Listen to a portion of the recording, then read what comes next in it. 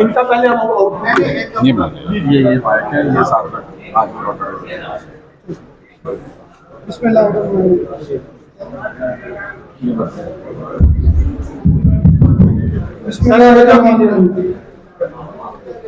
जी sir, मैं बड़ी माजरत करता जरा इतने ना गल तुसी आगे शायद मोटिवेशनल स्पीकर मैं तो जी गल पूछी सी तुसी मैनूं नहीं दसी मोटिवेशनल स्पीकर सुनने साढ़े को 110 है इतने बड़े सारे बंदे ने जो माइक पे आके बोल सकते हैं कोई ऐसी गल नहीं सारे ही बोल लेते हैं फलानी गल मननी फलानी नहीं मननी एहतियात करनी कड़ी क्यों एहतियात करनी आज तो पहले 134 ही कोई बंदा हाथ खड़ा करके दसो कभी भी तुम 134 खरीदी होवे तो ओदे ऊपर लिखा होवे कि फ्लेमर मिल गया सर हाथ खड़ा करो जी कोई बंदा आप 600 जब आई ना फ्रीजर में फ्लेमर पर कैसे तो लिखा ये किसी को बाहर में किसी ने घर में बंदा ऊपर जाकर खाना जीरो पक्की में लिखा आप भाई के साथ लिखा आप 410 पे लिखा सारे सी इकट्ठे हैं तो तुम सामने दसो इन्हों ने लिखा करो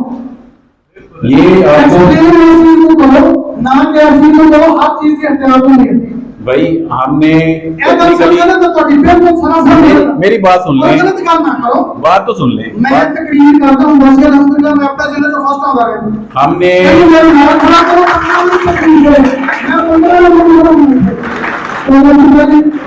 तकरीर करने की समझा ना भी तकरीर को सुनना है तकरीर सुनने साथ को बड़े बंदे ਤੁਸੀਂ ਤਕਰੀਰ ਨਾ ਕਰੋ ਸਾਨੂੰ ਟੈਕਨੀਕਲ ਕਰ ਦੱਸੋ ਅੱਛਾ ਐਸ ਭਾਈ ਨੇ ਗੱਲ ਕੀਤੀ ਇਹਨੇ ਦੱਸਿਆ ਵੀ ਗੋਬਰ ਵਾਰਨਿੰਗ ਹੈ ਠੀਕ ਹੈ ਨਾ ਗੱਲ ਸਮਝ ਆ ਗਈ ਇਹਨੇ ਦੱਸਿਆ ਉਹ ਵਾਰਨਿੰਗ ਮੈਂ ਫੜ ਲਈ ਹੈ ਗੱਲ ਸਮਝ ਆ ਗਈ ਇਹਦਾ ਜਿਹੜਾ ਨੁਕਸਾਨ ਆ ਉਹ ਗੱਲ ਸਮਝ ਆ ਗਈ ਠੀਕ ਆ ਲੇਕਿਨ ਸਾਨੂੰ ਤੁਸੀਂ ਕੀ ਦੱਸਿਆ ਸਵਾਲ ਤਕਰੀਰ ਕਰੋ ਗੁੱਸਾ ਨਹੀਂ ਕਰੋ ਗੁੱਸਾ ਨਾ ਕਰੋ ਕਿ ਖੜੇ ਹੋ ਕੇ ਉਹ ਤਕਰੀਰ ਹੋ ਕੇ ਟੈਕਨੀਕਲ ਸਾਨੂੰ ਦੱਸੋ ਕਿ ਤੁਸੀਂ ਹਥਿਆਰ ਇਹ ਕਰਨੇ ਅਸੀਂ ਤੁਹਾਡੇ ਕੋਲ ਸਿੱਖਣ ਲਈ ਟਾਈਮ ਕੱਢ ਕੇ ਆਏ सुनाई नहीं टेक्निकल है बिल्कुल अच्छा गलत गल अच्छा मैं सर एक मिनट सर और सारे सच बड़े अब बोलने दें उनको बोलने नहीं सर गलत गल है सर जी सब देख रहे हैं सर ਅਸੀਂ ਸਿੱਖਣ ਦੇ धक्के भी मार लिए टाइम वेस्ट नहीं करना है धक्के भी मार लिए पंजाबी में गुस्सा भी निकाल लिया अभी वो हमें कह रहे हैं सर मजीद बोलेंगे मैं गुस्सा भी कटिया गुस्सा तुझे कटिया खड़ो सर प्लीज मेरी तो बात ध्यान चाहिए आप जितना बोलेंगे मैं सर तो मैं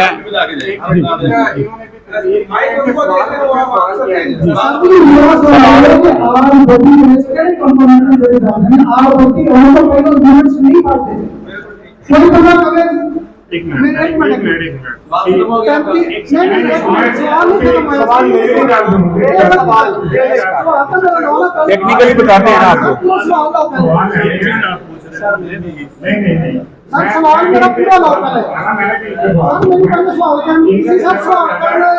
एक किसी के सामने सवाल करना हां तो हमने करना ना मैं बात करो तुसी दसो तुसी सवाल करना है आपके सवालों के जवाब देने को अनुसार देते हैं जवाब देते हैं भाई जवाब आपको जवाब देते हैं सवाल करेंगे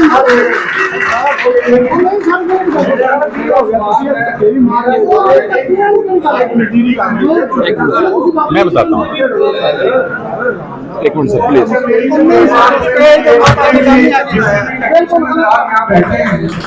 जितने भी लोग बैठे हैं जो इनको अप्रिशिएट कर रहे हैं कि उन्होंने बड़ा अच्छा सवाल किया मैं आप लोगों से एक सवाल पूछता हूँ जितने भी लोग यहाँ बैठे हैं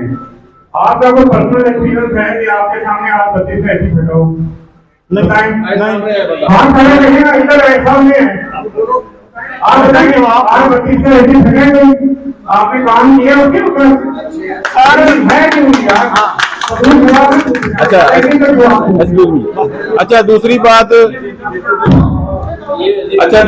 ये है कि आप कह रहे हैं कि टेक्निकली गाइड कर रहे हैं हमने पूरी रिसर्च शेयर की है कि R32 पे शिफ्ट क्यों हुआ जा रहा है और इसके टेक्निकली इंपैक्ट्स क्या हैं फ्लेमेबिलिटी असेसमेंट भी आपको दिखाई प्रैक्टिकली भी दिखाई और हमने ये नहीं कहा कि ये नॉन फ्लेमेबल है जो इसके लिए ड्रग यूज होना चाहिए था प्रैक्टिकली हमने वही यूज किया ये माइल्डली फ्लेमेबल है और फ्लेमेबिलिटी और टॉक्सिसिटी की जो क्लासेस हैं उनके अंदर जहां पे ये एग्जिस्ट कर रही है वही हमने आपको एक्सप्लेन किया है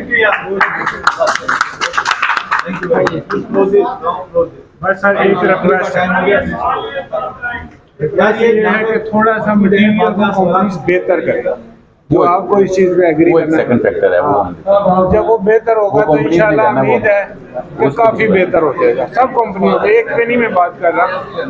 ये रिक्वेस्ट है बस। आपने कहा कि हमने आपको एक्सपीरियंस दिखाया है कि रिन्यूएबल नहीं है, घर में जो आग लगी है गैस की वजह से लगी है, एक नई की दुकान पे ये वाइस हुआ है, वो किस चीज का? ये तो डिफरेंट केसेस हैं। मैंने एक केस इधर आपके साथ शेयर किया है। जो मैंने प्रैक्टिकली केसेस विजिट किए हैं, प्रैक्टिकली रिव्यू किए हैं, स्टडी की है ना, उनमें मुझे आज तक, जैसे सर ने क्वेश्चन पूछा कि किसी ने प्रैक्टिकली देखा हो कि उसके सामने या उसने कंफर्म किया हो कि R32 की वजह से कोई एसी फटा हो, तो मैंने प्रैक्टिकली सैकड़ों यूनिट विजिट किए हैं with in my practically experience. तो मुझे आज तक रेफ्रिजरेंट की वजह से कोई भी यूनिट एक्सप्लोड हुआ नजर नहीं आया। सब पे रीजन क्या आई है, उसमें इलेक्ट्रिकली शॉर्ट सर्किट हुआ है, इलेक्ट्रिकली अप्लायंसेस उसकी इफेक्ट की है, जिसकी वजह से वो प्लास्टिक के साथ मेल्ट हुए, उसमें कुछ फ्लेमेबल पार्ट्स होते हैं, उनके साथ शॉर्ट सर्किट हुआ, स्पार्किंग ने उसको इफेक्ट किया। कोई भी एक सिंगल यूनिट या सिंगल केस हमने ऐसा स्टडी नहीं किया जो रेफ्रिजरेंट की लीक होने की वजह से एक्सप्लोड हुआ हो। जैसे कि हमने एक रूम वाली वीडियो भी आपको दिखाई है कि रूम के अंदर एक एसी इंस्टॉल्ड है, रनिंग कंडीशन में है, फ्लेम भी चल रहा है और उसके अंदर से गैस भी लीकेज हुई है। अभी अनफॉर्चुनेटली उसकी वॉइस क्लोज थी, इस वजह से आपको समझ नहीं आया, उसकी लीकेज की आवाज भी आती है और लीकेज हो भी रही है। विद इन अ सेकंड उसका पूरे एसी की गैस लीक हो गई उसी कमरे के अंदर, फ्लेम भी चल रहा है, but no any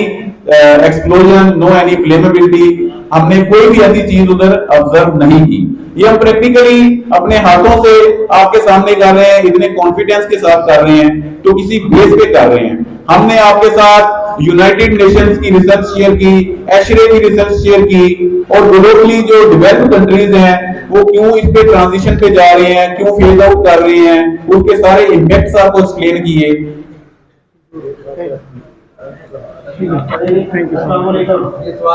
last question ले लें। मेरा नाम तो बशीर है जी, मेरी बात है जी 15 मिनट,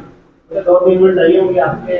एक तो ये बात है जो आसम भाई आए उसके लिए मैं मालूम करता हूँ, आप हमारे साथ हैं, हमारे पास है, आपकी बहुत मेहरबानी। Thank you thank you. होनी चाहिए भाई। जो बात हुई ना एसी फटने के हवाले से, सामने भी वाकया हुआ है कि 15 में एक वाकया हुआ था एसी फटने का।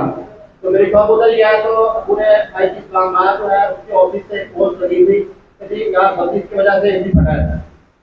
तो उस एसी की मेरे पास वीडियो भी पड़ी हुई है, मेरे पास पिक्चर पड़ी हुई है, मेरा वो पर्सनल माइंड था। तो उसके घर पे गया, मैंने पूरी इंक्वायरी की, वो एसी भी पड़ा था, वो गैस लीक हुई थी, गर्मी की वजह से जो ब्लास्ट हुआ था, मेरे पास सारे प्रूफ पड़े हुए। डेफिनेटली। अब जो मेरी बात है, बात ये है सर कि जो आसिफ जी कहना चाह रहा था आपसे कि आपने जो भी डेमो देखा सर, उसमें ये है कि R32 गैस जो है वो फ्लेमेबल गैस नहीं है, ऐसे ही है सर? यस। मसला ये है कि जो इकरार असर ने बात की थी, ये कंपनियां बड़ी-बड़ी कंपनियां हैं सारी, उन्होंने उसकी बात को डिनाई क्यों नहीं किया? सोशल मीडिया पे आते उससे रास्ता करके उसका जवाब दे दिया। पहली बात ये है, उसकी रिपोर्ट भी आई थी कि ये R32 गैस जो है ये फटती है। दूसरी बात ये है कि सिलेंडर के ऊपर लिखा हुआ है ये फ्लेमेबल गैस है, ये भी खत्म होना चाहिए था फिर। और जो भी एसी हम खरीदते हैं नया एसी जिसमें R32 गैस है, उसके ऊपर बकायदा लिखा हुआ है, उसकी तहरीर लिखी हुई है, ऊपर जो नोट आता है उसके ऊपर लिखा हुआ है ये फ्लेमेबल गैस है, ये एसी में जो भी उसकी एहतियात बताई गई बहुत ज्यादा एहतियात है। इसमें जो फ्लेमेबल लिखा है, फ्लेमेबल की कंडीशंस, सर्टेन कंडीशंस इसकी इग्निशन की, वो हमने ऑलरेडी एक्सप्लेन की है, किसी चीज से रिफ्यूज नहीं किया। जो एक्सप्लोजन की आप बात कर रहे हैं, एसी फट रहा है, उसको हमने प्रैक्टिकली इधर साबित करने की कोशिश की है, आपके सामने किया है, उधर वीडियोस में भी दिखाया है, रूम के अंदर गैस भी लीक की है। नॉन फ्लेमेबल तो हमने डिक्लेयर ही नहीं किया ना इसको, क्योंकि पूरी दुनिया की रिसर्च है, टेक्निकल लोगों की रिसर्च है कि ये फ्लेमेबिलिटी के A to L क्लॉज में एग्जिस्ट करती है और ये माइल्ड फ्लेमेबल है। नॉन फ्लेमेबल तो प्रैक्टिकली हम दिखा रहे हैं कि इसकी जो एक्सप्लोजन की खबरें आ रही है ना, जो रूमर्स आ रही है मार्केट में, वो इस तरह से नहीं है, वो गैस के साथ लीक नहीं है, उसमें बैक एंड पे उसके बिहाइंड कुछ रीजंस और हैं। शॉर्ट सर्किट हो सकता है, जो हमने प्रैक्टिकली ऑब्जर्व किया है, उसमें रेफ्रिजरेंट लीकेज की वजह से कोई एसी आज तक नहीं फटा। जी अच्छा, एक आपका सवाल था सोशल मीडिया के हवाले से, जो आपने पूछा कि इकरारुल हसन की वीडियो आई और उसके ऊपर क्यों नहीं मामला आगे चले। तो मैं आपको अपडेट कर दूं कि सोशल मीडिया की जब पोस्ट आई है तो उस पोस्ट के बाद ही ये कमेटी फॉर्म हुई है। और मैंने खुद पर्सनली इकरारुल हसन को लेटर लिखी है सोसाइटी के प्लेटफॉर्म पे, सोसाइटी के प्यार पे, और मैंने उसको यूट्यूब पे जितने भी सोशल मीडिया उसके अकाउंट थे उसको मैंने चैलेंज किया और मैंने उसे कहा कि आप हमें टाइम दो किसी प्लेटफॉर्म पे जिस प्लेटफॉर्म से आपने अपनी वीडियो अपलोड की है, तो हम आएंगे, हम आपको बताएंगे कि आप सच कह रहे हो झूठ कह रहे हो। मैंने उसे एविडेंस भी मांगा इकरारुल हसन से कि आपके पास इसका टेक्निकली क्या प्रूफ है कि ये एसी ब्लास्ट हुआ है, जो आप एक वर्ड यूज कर रहे हैं कि ये तो बम लगाया हुआ आपने घर में। आज तक उस बंदे ने उसका रिप्लाई नहीं किया, आज तक। और मैंने उसे कहा कि आप इसकी जो है ना दूसरी वीडियो अपलोड करें और डिनाई करें इसे, और उसके बाद मुझे उसका रिप्लाई आया जब मैंने उसे थ्रेट किया कि हम कोर्ट में जाएंगे, तो उसने कहा जी कि मैं इसके बाद 8:32 में कभी वीडियो अपलोड नहीं करूंगा, लेकिन जो पहले हो गया उसको मैं डिलीट नहीं कर सकता। और दूसरी बात मैं ये कहना चाहूंगा, अभी यहाँ पीछे से कोई आवाज आई थी जिसमें कोई साथ कह रहे थे कि 8:32 और 8:410 के लिए कोई सेफ्टी प्रिकॉशन नहीं है, तो मैं निहायत अफसोस के साथ कहना चाह रहा हूँ कि ये हमारे मुल्क की सबसे बड़ी बदकिस्मती है। आप पाकिस्तान से बाहर चले गए, अगर कहीं पे एक मजदूर लगा हुआ है ना, वो एक ईंट भी उस वक्त तक उठा के एक जगह से दूसरी जगह तक नहीं ले जा सकता जब तक उसने वो गैजेट वियर ना की हो, उसके शूज जो है वो प्रॉपर ना, उसके सर पे हेलमेट ना, उसने सेफ्टी जैकेट ना पहनी हो, वो एक ईंट नहीं उठा सकता। और आप लोग अपनी जानों पे खेल के 8:22 हो, 8:410 हो, बिजली का काम कर रहे हैं ना आप, बिजली तो फिर भी है उसमें, मतलब एज ए पाकिस्तानी जिसमें मैं भी शामिल हूँ, हमारा ये एक माइंड सेट बन गया है कि मुझे अगर कोई बंदा कहे ना कि यार ये माइक में करंट है हाथ ना लगाना, तो मैं इसको हाथ लगा के जब तक तसल्ली नहीं करूंगा ना, मेरी तसल्ली नहीं होगी, चाहे मैं 6 फुट दूर जाके करूँ करंट लगने से। तो आपसे रिक्वेस्ट ये है कि आप लोग जो भी काम कर रहे हैं, किसी भी रेस्टोरेंट के ऊपर कर रहे हैं और किसी भी नोयत का काम कर रहे हैं, तो आपके पास सेफ्टी गैजेट्स लाजमी होने चाहिए, आपके पास सेफ्टी शूज होने चाहिए कि आपको करंट ना लगे, क्योंकि आपकी जानें 8:32 से भी ज्यादा कीमती है, 8:22 से भी और 8:410 से भी। सर आपने बहुत अच्छी बात की, आपने क्लियर कर दिया, इस बात को हम भी मानते हैं, एक वजह से सबको भी क्लियर आ गया इस बात में। तो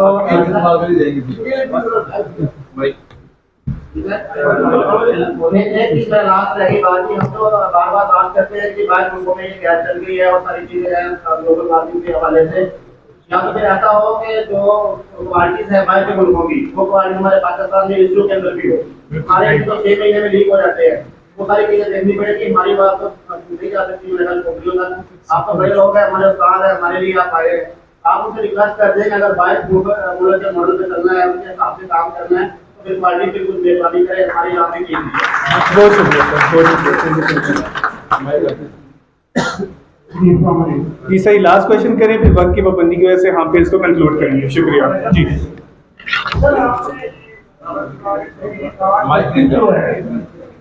आज 32 सिंगल कंपोनेंट और आज 8:22 और 8:25 R410 और R125 का कॉम्बिनेशन है, 50-50%। ऊपर लिखा हुआ है कि 8:25 की जगह 8:410 इंस्टॉल कर ले, जो सिर्फ हमारे जो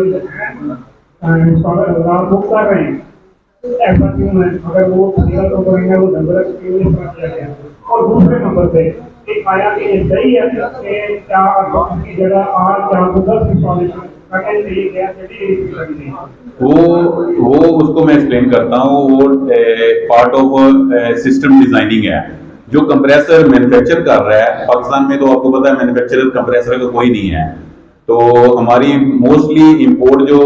पाकिस्तान में जो इंडस्ट्रीज हैं चाइना से इंपोर्ट कर रही हैं, और जो भी ब्रांड उसको मैन्युफैक्चर कर रहा है वो नेम प्लेट उसकी तरफ से होती है। अगर उसने उस कंप्रेसर को, उस सिस्टम को, उसके अंदर जो लुब्रिकेशन है या वाइंडिंग्स हैं, उनको इस हवाले से डिजाइन किया है कि ये दोनों के लिए सूटेबल है, मगर उसमें भी एक सेफ्टी है टेक्निकली, जो आपको एक्सप्लेन करना चाहूंगा कि अगर R32 की जगह पे R410 आप यूज करना चाह रहे हैं तो उसको प्रॉपरली 100% फ्लैश करेंगे। क्यों करें? मैं इसको मैं इसको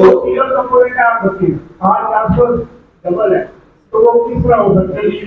मैं तो पहले ही आपको बता चुका हूं कि R410 के अंदर भी 50% R32 है, वो ब्लेंड है, ये नेचुरल गैस है और सिंगल कंपोनेंट है। उसकी अफादियत भी आपको मैं एक्सप्लेन कर चुका हूं कि सिंगल कंपोनेंट के क्या फायदे हैं, क्या बेनिफिट्स हैं, और इसकी ट्रांजिशन भी आपको बता चुका हूं। मगर कुछ और फैक्टर्स की बेस पे अगर मैन्युफैक्चरर ने एक यूनिवर्सल डिजाइन बनाया है कंप्रेसर का, तो इसका वही प्रॉपर्ली एक्सप्लेन कर सकता है। उसने अगर नेम प्लेट के ऊपर लिख दिया है तो इट्स मीन दोनों सिस्टम के लिए ये सूटेबल है कंप्रेसर। और सेकंडली उसको यूज करने के लिए कुछ एहतियाती तदाबीर हैं, स्टैंडर्ड्स हैं। जैसा कि भाई ने पहले क्वेश्चन किया, हर चीज का, हर काम का एक स्टैंडर्ड होता है। उस स्टैंडर्ड को फॉलो करते हुए हम सिस्टम अगर चेंज करेंगे, रेफ्रिजरेंट चेंज करेंगे, उस सिस्टम को प्रॉपर्ली इलिमिनेट करेंगे, रिमूव करेंगे, उसके अंदर से फ्लशिंग करके नाइट्रोजन से कर लें, नाइट्रोजन से फ्लशिंग करें, उसके बाद उसकी वैक्यूमिंग करें, सिस्टम के अंदर से एयर निकालें, फिर नई रेफ्रिजरेंट डालें। अगर आपके पास उस सूरत में होगी जब आपके पास वो दूसरी रेफ्रिजरेंट अवेलेबल नहीं होगी।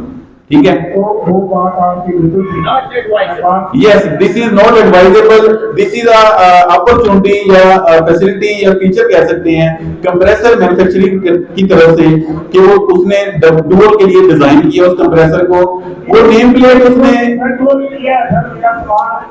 है आप कह रहे हैं कि इसमें डाल दें, वो डाल रहे हैं ऑलरेडी, हमारे इंस्टॉलर है वो डालते हैं। मैं तो सिर्फ इससे बात कर रहा हूँ कि आया कि वो दूसरे कंपोनेंट है वो डबल है। ये रिकमेंडेड नहीं है, ये रिकमेंडेड नहीं है और ना एडवाइज है किसी भी कंपनी की तरफ से, ना टेक्निकली इसको हम करेंगे। जो सिस्टम में रेफ्रिजरेंट है उसी को यूज करें। सवाल ये था, मतलब ये है कि जो इंस्टॉल कर रहे हैं वो सही कर रहे हैं? नहीं नहीं नहीं कर रहे सही ना, वो सिस्टम जिस ये है कि आपने इतना भी दिया, आपने जैसा सोना जैसा इसमें एक भी है काफी तदाबीर नहीं बताई कि आप बच्चों को किस तरह इंस्टॉल करना है, किस तरह नहीं करना है, या इसमें क्या करना है। असल में वो एक दूसरा टोटल सब्जेक्ट ही डिफरेंट है, उसकी बहुत बड़ी एक डिटेल है। नेक्स्ट फेज में हम इंशाल्लाह इसको भी लेके आएंगे। ये फेज था जस्ट अवेयरनेस बेसिक लेवल का कि ये है क्यों, इसकी ट्रांजिशन पे हम क्यों जा रहे हैं, इसमें शिफ्ट क्यों हो रहे हैं, उसके क्या बेनिफिट्स हैं, उससे हमें इकोनॉमिकली कंट्री